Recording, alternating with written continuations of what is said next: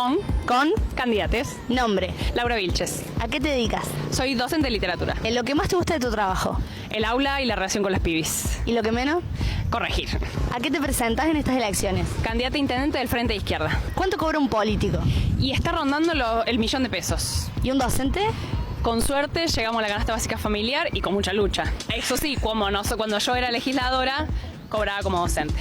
¿Es sí o no? Sí, a full hay que implementar con todas las escuelas y defenderla de todos los sectores de derecha. ¿Legalización de las drogas, sí o no? Sí, legalización para acabar con el negocio del narcotráfico y política de salud con control de daños. ¿Salud y educación, pública o privada? Pública y con presupuesto.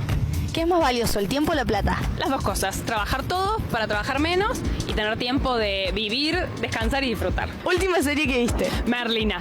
¿Y último libro que leíste? El Manifiesto Comunista, que lo tienen que leer. PIN. Está muy bien, es muy simpático, a mí me cae simpático. Lo que dice también es moderno, porque habla de trabajar todos para poder trabajar un poco menos, que es algo que se está planteando, entre otras cosas, en Europa. Quiero decir, no es algo descabellado que se le ocurrió a una zurda, como la que tenemos sentada acá al lado.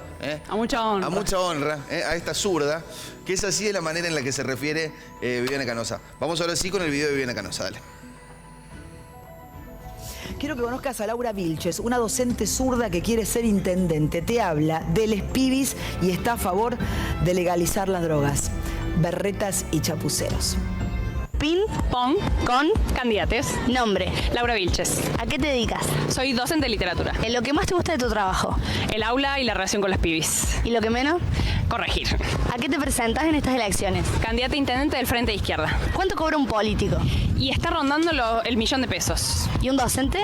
Con suerte llegamos a la canasta básica familiar y con mucha lucha. Eso sí, cuando yo era legisladora, cobraba como docente. ¿Es sí o no? Sí, a full hay que implementar con todas las escuelas y defenderla de todos los sectores de derecha. ¿Legalización de las drogas, sí o no? Sí, legalización para acabar con el negocio del narcotráfico y política de salud con control de daños. ¿Salud y educación, pública o privada? Pública y con presupuesto.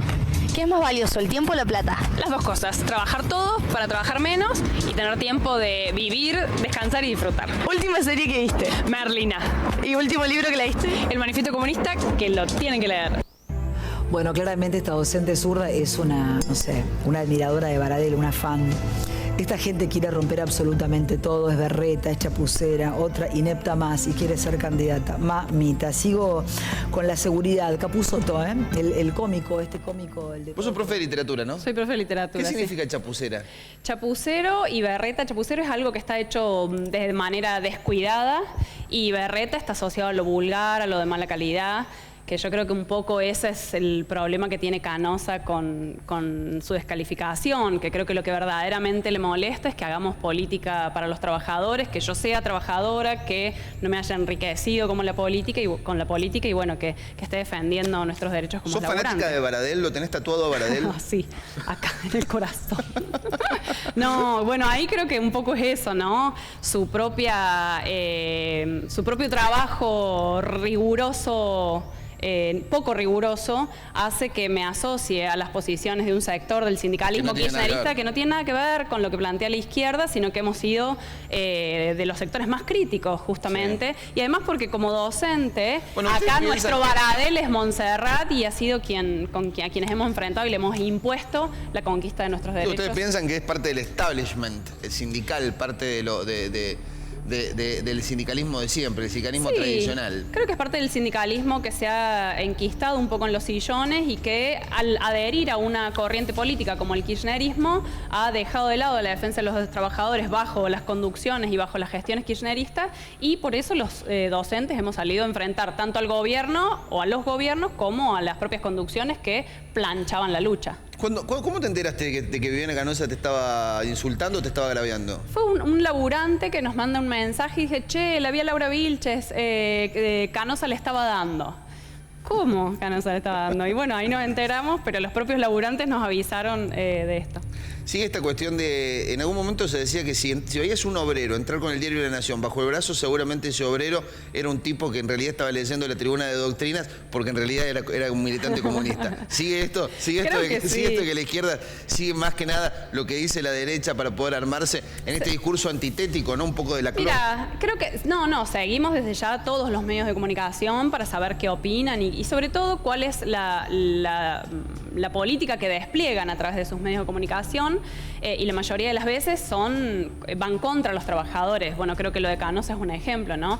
Pero después, si realmente uno quiere informarse y saber qué pasa en la vida obrera, en el mundo de los laburantes, hay que patear la calle, ir a las fábricas, escuchar mucho lo que sucede en salas de profe, en vecinos y demás, y eso es lo que hacemos en nuestra militancia cotidiana. Vos fuiste legisladora, ¿no? Legisladora y concejal también. ¿Durante cuánto tiempo fuiste legisladora y concejal? Fui legisladora 5 años y concejal 1 año. Y luego de ser concejal, 1 año y pico, monedas, volví a dar clases al cole, que ahora estoy laburando ahí. ¿Cuántos años tenés? Tengo que hacer la cuenta, 41. Sos muy joven, empezaste muy joven tu militancia. Sí, joven. Bien, hoy querés ser intendenta de la ciudad de Córdoba. Estamos peleando. ¿Qué puedes decir que veas de lo bueno que se hizo en los últimos 4 años? A ver, vamos a decir lo siguiente. Tenemos que, a razón de ser realista y a razón de nobleza obliga, uno tiene que decir que Córdoba venía de una serie de gestiones pésimas, de una serie de fantochadas hechas, entre otras cosas, por Ramón Mestre. 8 años de Ramón Mestre, increíble que Ramón Mestre haya logrado reelegir en su momento. Y una ciudad envuelta en el abandono, pero además carente de autoestima. Era una ciudad carente de autoestima. Sí. Que en esta última gestión se han logrado avances que permiten, entre otras cosas, Laura, identificar, entre otras cosas, dentro de lo que son las encuestas, mires cuál mires, una aprobación de gestión en torno al 60%, lo cual es muy alto. Y en medio de ese torbellino, al mismo tiempo, una oposición también firme respecto de algunas cuestiones. ¿Qué es lo que falta? ¿Qué es lo que se hizo? ¿Qué reconoces? ¿Qué te parece que hay que cambiar? Mira, yo creo que lo que vos señalás es cierto. ¿En qué sentido? Era muy sencillo mostrar algo de gestión en una ciudad que estaba completamente abandonada. De igual manera me venía acordando de Yar Llora, cuando uno transita las calles, los baches y los pozos se sostienen, ¿no? Pero creo que lo que hizo Yar Llora de la mano del gobierno provincial fue meter mucho dinero en obras, pero para nosotros las necesidades reales y profundas de la clase trabajadora cordobesa, de las mayorías populares, siguen completamente insatisfechas. ¿Por qué? Porque sostenemos, y ese es el planteo que hacemos desde la izquierda, que los grandes recursos de esta ciudad y de esta provincia siguen estando destinados a los sectores más concentrados del poder. Si vos observas quiénes son los que tienen beneficios impositivos, eximisiones, te encontrás con las grandes multinacionales arraigadas en la ciudad. Bagley, Arcor es una de ellas, la Coca-Cola, grandes automotrices como Volkswagen, Fiat, Iveco, que están en nuestra provincia de Renault, son las que tienen exhibiciones impositivas desde hace décadas, mientras la mayoría de los laburantes paga rigurosamente sus impuestos, paga el IVA cada vez que va a comprar un alimento de consumo y tiene salarios que cada vez alcanzan menos porque la inflación se los come. Y frente a eso, esta ciudad y su gestión, así como a nivel provincial, porque son de la misma fuerza política, lo que han hecho es mantener a los trabajadores bajo la línea de pobreza. Córdoba está entre los niveles récord de trabajadores pobres, niveles enormes de informalidad laboral en la juventud, que supera el 50%, que alcanza casi el 60%. Las perspectivas de trabajo con derechos para esa juventud es realmente crítica y ni qué decir, porque hoy estamos ante una nueva movilización por el 3 de junio, donde salimos a las calles, las mujeres desde hace años, a exigir medidas contra la violencia machista, decir que frente a esas problemáticas, por ejemplo, que se vuelven acuciantes porque los femicidios continúan, tampoco ha habido partidas presupuestarias acordes para resolver estas situaciones. Entonces, más allá de que quieran mostrar una Córdoba ordenada por la gestión, con grandes obras, con la resolución de algunos problemas que después de 24 años, la verdad que reivindicarse, haberlos resuelto, es un poco por lo menos raro, ¿no? Pero sobre todo esas necesidades profundas de la Córdoba mayoritaria, que es la Córdoba laburante, siguen estando en la agenda de manera permanente. Ahora, no es cierto que si uno se pone a pensar, gran parte de los problemas que hoy reclama la izquierda, gran parte de los problemas que hoy efectivamente tienen como motor a la izquierda, que tiene que ver con la distribución de los ingresos, que tiene que ver con la distribución de parte de lo que cobra un docente, parte de lo que cobra un trabajador, parte de la manera en la que se distribuye la riqueza. Nosotros venimos de un año, como el año 2022, donde, entre otras cosas, tuvimos un récord de liquidación que fue utilizado, entre otras cosas, para pagar deuda privada externa con dólar oficial, con lo cual hubo un triángulo en el cual nos quedamos sin reservas, sin la posibilidad hoy de tener reservas o teniendo más de 6.000 millones en pérdida de reservas. ¿No te parece que eso tiene que ver con la macro y que efectivamente la administración de lo que se puede hacer en la micro, en una ciudad, en definitiva, es muy difícil de aplicar? Pero ¿quiénes aprueban las partidas presupuestarias? ¿Quiénes aprueban los presupuestos que rigen el presupuesto nacional a medida de lo que pide el Fondo Monetario Internacional? Y la gestión de Schiaretti y la representación del PJ cordobés, ahí está aprobando el presupuesto del gobierno nacional, ya sea con el kirchnerismo o con Cambiemos, porque bajo la supuesta lógica de la responsabilidad fiscal, aprueban esos presupuestos que son los que ajustan esas partidas presupuestarias. Entonces, con una economía, vos decías, a nivel macro, atada a los dictados del Fondo Monetario, que la izquierda cuestionó desde el momento cero, sí, claro, y dijo que hay que desconocerla porque hay herramientas legales, jurisprudenciales a nivel internacional para desconocerla, y que todos esos recursos tienen que estar destinados a las necesidades acuciantes de la población. Ayer volví a salir el dato del problema de la vivienda en Córdoba y a nivel nacional. El 30% ha disminuido el 30% de las viviendas para alquilar. La demanda de vivienda para necesidades populares y para los sectores medios, laburantes con ingresos inclusive en blanco, está alrededor en nuestra provincia de 300.000, 400.000 viviendas. ¿Cómo puede ser que un problema de esas características esté todavía sin resolver? Y si vos no destinás los recursos nacionales, la riqueza que producimos los laburantes con nuestro trabajo cotidiano, al servicio de resolver esas necesidades, eso no va a ocurrir. Entonces, de ahí que estemos reclamando y proponiendo para la ciudad, pero también a nivel provincial, porque esto es parte del programa del Frente de Izquierda, que haya plan de vivienda públicos, obviamente, garantizados por el Estado, que además de generar empleo genuino, con derechos para los laburantes, resolverían este problema. ¿Cuál es la situación de la ciudad? Que vos tenés que los principales beneficiados de la ciudad son los desarrollistas inmobiliarios urbanos. Tenés grandes torres de lujo, tenés el aprovechamiento de espacios, de los mejores espacios de la ciudad, inclusive tras la política del gobierno de Hacemos por Córdoba, antes Unión por Córdoba, que desplazó a los sectores populares, a esos barrios, ciudades que se convirtieron en guetos donde los aíslan. Estamos hablando de la primera gestión de la Sota. Estamos hablando del año, entre el año 1999 ¿sí? Al año 2003. ¿Sí? Bueno, pero las consecuencias de esa política las pagamos hoy, porque vos tenés enormes torres y proyectos mega desarrollistas como en lo que era la Villa El Pocito, que ¿quién los va a ocupar? ¿Quién va a ocupar esas torres de lujo? Y tenés gente que no puede conseguir siquiera un lugar para alquilar. Entonces, frente a eso, hay que dar respuestas de fondo, como lo que decíamos antes, el problema del salario, para que ningún laburante esté por debajo de la canasta básica familiar, para que la juventud tenga trabajo con derechos. Trabajo con derechos significa que se les reconozca que, por ejemplo, tienen que estudiar, por lo tanto, deberían ser de jornada reducida. Ese es uno de los planteos centrales de la izquierda, que plantea justamente, como vos señalás al principio, la reducción de la jornada laboral a 6 horas, 5 días. Eso es algo que se está llevando adelante ya desde hace un tiempo. Sin flexibilización laboral.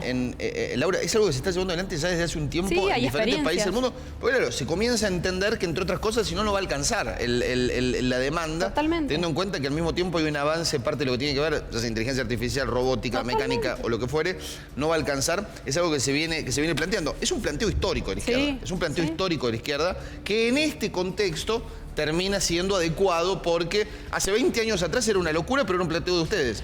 Hoy no es una locura. Hoy en el contexto sí está avalado, sí efectivamente. Pero además creo que dialoga con algo que es muy sentido, que es que creo que uno habla con cualquier laburante del rubro y sector que sea, les podría preguntar a ustedes como periodistas, a los compañeros que están detrás de cámara, al laburante de la salud, ¿quién no está agotado por las jornadas extenuantes, porque como cada vez el salario alcanza menos, hay que trabajar más horas. Crece el pluriempleo. Bueno, la tecnología permitiría la reducción de la jornada laboral y tenemos derecho a disfrutar. Tenemos derecho a pasarla bien, a estar con nuestras familias, a dedicarnos al arte, a la literatura, al ocio recreativo. Bueno, esos son los planteos que estamos haciendo y creemos que justamente estas campañas son una oportunidad para plantearlo. La voz de la izquierda, llegando a los espacios como los consejos deliberantes o las legislaturas, es central y obviamente no creemos que solo es una pelea electoral, sino construir la fuerza social para transformar radicalmente ¿Ustedes se esta autoperciben en un rol parlamentario? No, creo que es uno de los tantos espacios que ocupamos, como ser delegados en las fábricas, en las escuelas, en los hospitales, porque opinamos que la clase trabajadora tiene la fuerza social para transformar esto radicalmente.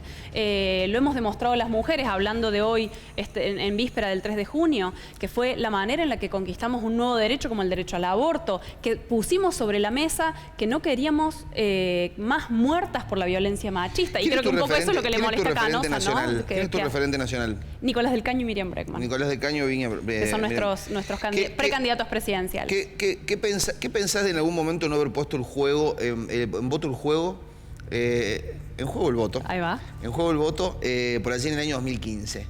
No, nosotros pusimos en juego el voto, solo que llamamos a votar en blanco, claro. Creo que fue si uno mira los resultados de la política de Cambiemos... fueron $100.000 millones en endeudamiento. Sí, y más de 45.000 millones de pago de deuda bajo esta gestión. Creo que el voto en blanco era justamente una alerta, un llamado de alerta para la población para decir, a ver, las consecuencias de la política que pretenden aplicar estos sectores... Se te puede venir, Laura, me interesa esto, la opinión que puedes llegar a vertir ahora. Se puede llegar a venir un escenario de balotaje en el cual te encontrés con una expresión muy compleja, de mucha violencia, como la de Javier Milei, y al mismo tiempo, del otro lado, una expresión, ponele Axel Kicillof, ponele Eduardo Guado de Pedro, sí, hay que ponele ver cómo Sergio Massa, ellos internos. ponele otra expresión como un Horacio Rodríguez Larreta, en un balotaje, mano a mano. ¿Llamarías a votar en blanco? Mirá, nosotros no llamaríamos a apoyar a ninguna de estas dos opciones, que hay como grandes coaliciones. En primer lugar, porque... ¿Bajo la posibilidad de que asuma un Javier Milei? Mirá, yo creo que Javier Milei puede asumir como puede asumir Massa y que los dos la van a tener igual de complicada para aplicar las recetas que está pidiendo el Fondo Monetario Internacional, inclusive las más delirantes como las de Milei, que dice que hay que dolarizar, que ya los propios economistas serios, no de la izquierda, sino de los sectores del capital, le dijeron no va. Entonces, no se va a encontrar con otra cosa que la resistencia en la calle que ya muestra la clase trabajadora, porque no vamos a agachar la cabeza, no tenemos por qué agachar la cabeza y a mí no me van a convencer que hay que aceptar ningún mal menor porque viene el cupo de la derecha. Eso es sartreano. Eso viene de la filosofía francesa del siglo XX. Mirá, no sé si sartreano o no, creo que Ustedes son intransigentes. Ustedes son intransigentes en eso. Con algunas cosas sí, claramente, porque vos no podés aceptar que te pisen la cabeza un poquito o que te la pisen un poco más y te hundan. O sea, ¿por qué tenemos que agachar la cabeza y resignar nuestro tiempo libre, resignar condiciones de trabajo? No estamos hablando de ir o no al cine ya. Estamos hablando de que la mayoría de la población está por debajo de la línea de pobreza y que hay sectores que ya no comen. Que vos mostraban el caso de esa mujer que reclamaba pediatras en los hospitales. Sí. Están reclamando pediatras en los hospitales y no se lo reclaman a Macri, se lo están reclamando al kirchnerismo. Entonces, cuando la gente reclama pediatras en los hospitales, tengo una hermana, soy tía, sé lo que significa conseguir un turno en un hospital público, me parece que no se puede negociar si tenemos la fuerza, si podemos demostrar justamente que hay perspectivas para transformar esto y la clase trabajadora viene dando enormes muestras de resistencia. Podríamos hablar de la gran lucha del SUTNA, de los trabajadores del neumático el año pasado. En Córdoba nomás tenemos el ejemplo que dimos los docentes. Imagínate si los docentes nos hubiéramos aceptado, como lo que nos decía Montserrat, que ahora va en las listas del Frente de Todos en Córdoba, no, miren que viene la derecha, no pidan más salario, húndanse debajo de la línea de pobreza porque viene la derecha, que es lo que nos decíamos hace rato en las asambleas. ¿A vos te parece que podríamos haber aceptado eso y no? Yo he sido muy crítico. Bueno, de entonces, Montserrat. Él hizo su juego, pero él estaba haciendo su juego y además por una construcción nacional. Pero no es solo un juego político. Están hablando de nuestra posibilidad de alquilar o no, de que una familia se tenga que hacinar en un sucucho porque no puede alquilar otro lugar más grande, de que no pueden ir sus hijos a la escuela. Con la vida de las Exactamente. personas. Entonces yo con eso no transijo, la verdad que no. Yo lo entiendo, Laura. Entiendo también que la pelea apasionada que venís dando ya desde hace más de 20 años, efectivamente, y entiendo. Sí, por supuesto, no coincidimos en la manera en la cual yo sí considero al mismo tiempo que la bomba explota desde adentro, que con lo bueno solo no se llega y que al mismo tiempo hay un mal menor, ¿no? Pero bueno, son diferentes formas de encarar parte de lo que tiene que ver con la idea y con este caso. No quiero dejarte ir. Hace 20 veces, es impresionante charlar con vos, se pasa rapidísimo el tiempo. Muchas gracias. No quiero dejar que te vayas sin contestar lo que te dijo Viviana Canosa, sin contestarlo, porque si no, parecería que no te damos la posibilidad de contestarlo. Y la verdad que termina siendo muy descalificativo. Viviana Canosa termina siendo siempre muy descalificativa. Sí, con todo el mundo. ¿Qué contestarías? Creo que las expresiones de Canosa expresan eso, un desprecio por la clase trabajadora y los sectores populares. Ella está defendiendo las ideas de los sectores más conservadores y más rancios socialmente, me parece. Creo que en su descalificación sobre el lenguaje inclusivo, lo que está descalificando es la lucha que hemos dado a las mujeres por nuestros derechos, que es una lucha por nuestra vida, porque se pone en juego nuestras vidas. O sea, los feminicidios de estos últimos días dan cuenta de eso. Entonces, la juventud que está haciendo, utilizar una herramienta que es el lenguaje para decir, hola, acá hay violencia también. Las pibas y pibes trans, les pibis trans, que en las escuelas eran expulsados, maltratados, ninguneados por los sectores, inclusive desde sus propios compañeros más hostiles, ponen en juego la vida honestamente. Las identidades trans no son una joda, no son un invento de la izquierda, son vidas concretas de compañeras que después, si vos ves las estadísticas, no tienen más que el 35 años de expectativa vital. Compañeras trans que son sobrevivientes con 40, 45 años. Entonces, no jugamos con eso. Y la forma de usar el lenguaje inclusivo para dialogar en un ping-pong que me hacían les pibis era justamente dar cuenta de eso. Yo soy profe de literatura, podríamos estar discutiendo, no sé, Juan José Saer. un montón sobre si el uso de la lengua, los pronombres, si el objeto directo y no, que es algo que yo charlo con los pibes en la escuela. Pero cuando ellos usan ese tipo de lenguaje para señalar esto, me parece que es fundamental tomarlo porque es su expresión también. Y la lengua además es una herramienta viva que da cuenta también de nuestras luchas. Por eso acompaño esos procesos y soy parte de esos procesos que también se expresan en la lengua. Está muy bien, está muy bien. Estamos constituidos por eso que es el lenguaje, ¿no? Que atrapamos de a poco, como podemos. Es lindo tenerte acá. Muchísimas gracias. Laura Vilches pasa por Bien Directo Federal. Vamos a una tanda cortita y ya me meto con todo lo que me queda de deportes. Dale.